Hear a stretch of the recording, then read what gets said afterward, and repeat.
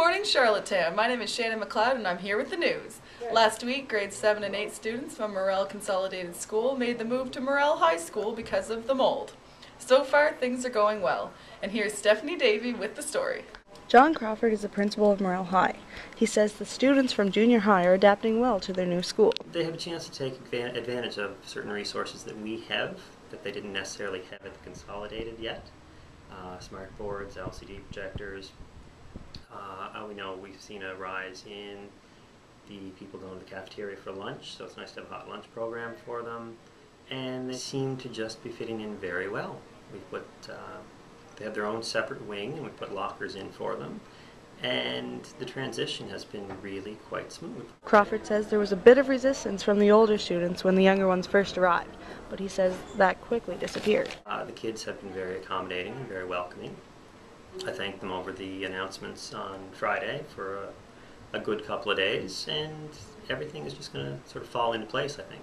Students are also trying to make the best of the situation, but grade 12 student council president says so far she thinks the high school students have been very accepting of the younger ones. I haven't seen any issues, and I don't think there will be. We've been pretty accepting of all the new students and teachers. Cousins says that having a bigger number of students in the school could benefit many different programs. It makes our school bigger, a little more diverse, and like with athletics, there'd be stronger midget teams, I think, because they're already up here and have gym time here as well, so that'd help us out a bit there.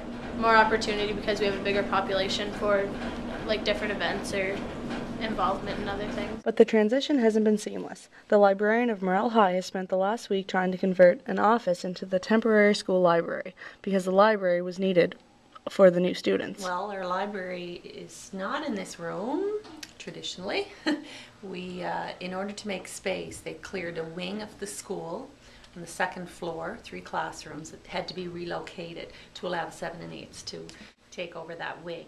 So it was decided that the best use of, or the best way to come up with 3 extra classrooms was to put a temporary wall in the library.